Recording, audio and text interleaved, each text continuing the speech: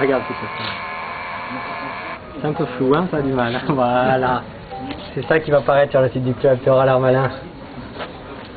Cette vidéo-là, je la garde. Moi, je pense qu'on est en pleine régression. Les conditions de vie aujourd'hui, toute proportion gardée, vont devenir pires que dans les années 60. Les nuages couraient sur la lune enflammée comme sur l'incendie, on voit fuir la fumée et les bois étaient noirs jusque à l'horizon. Nous marchions sans parler dans l'humide gazon, dans la bruyère épaisse et dans les hautes brandes. Lorsque sous des sapins, pareils à ceux des Landes, nous avons aperçu les grands ongles marqués par les loups voyageurs que nous avions traqués. Nous avons écouté, retenant notre haleine et le pas suspendu. Ni le bois ni la plaine ne poussaient un soupir dans les airs, seulement la girouette en deuil criait au firmament. Car le vent, élevé bien au-dessus des terres, n'effleurait de ses pieds que les tours solitaires et les chênes d'en bas contre les rocs penchés, sur leurs coudes semblaient endormis et couchés. Rien ne bruissait donc. Lorsque, baissant la tête, le plus vieux des chasseurs qui s'était mis en quête a regardé le sable en s'y couchant.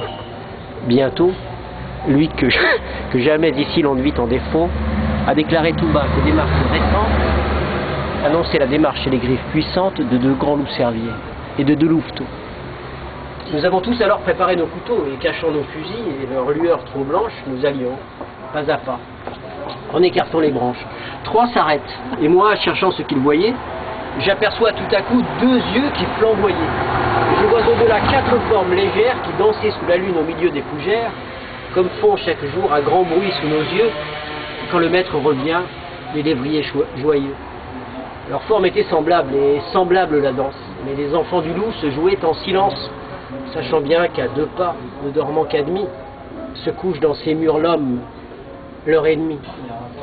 Le père était debout, et plus loin, contre un arbre, sa louve reposait, comme celle de marbre qu'adoraient les Romains, et dont les flancs velus couvaient les demi-dieux, Rémus et Romulus. Le loup vient et s'assied, ses deux jambes dressées par ses ongles crochus dans le sable enfoncé.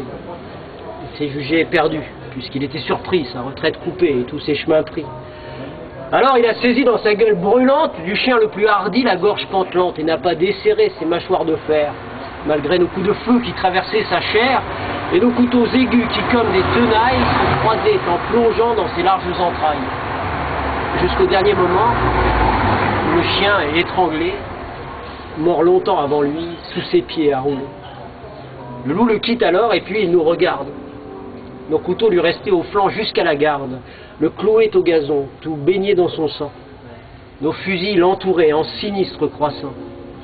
Il nous regarde encore, et puis il se recouche, tout en léchant le sang répandu sur sa bouche, et sans daigner savoir comment il a péri, en fermant ses grands yeux, meurt sans jeter un cri. J'ai reposé mon front sur mon fusil sans poudre, me prenant à penser, et n'ai pu me résoudre à poursuivre sa louve et ses fils qui, tous trois, avaient voulu l'attendre. Et comme je le crois, sans ces deux louveteaux, la belle et sombre veuve ne l'eût pas laissé seule subir la grande épreuve. Mais son devoir était de les sauver, afin de leur apprendre à bien souffrir la faim, à ne jamais entrer dans le pacte des villes, que l'homme a fait avec les animaux serviles qui chassent devant lui pour avoir le coucher, les premiers possesseurs du bois et du rocher.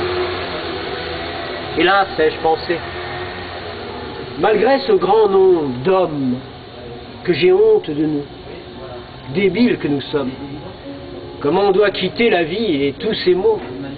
C'est vous qui le savez, sublimes animaux. À voir ce que l'on fut sur terre et ce qu'on laisse, seul le silence est grand, tout le reste est faiblesse.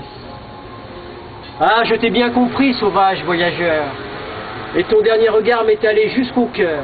Il disait, si tu peux, fais que ton âme arrive, à force de rester studieuse et pensive, jusqu'à ce haut degré de stoïque fierté, où naissant dans les bois, j'ai tout d'abord monté.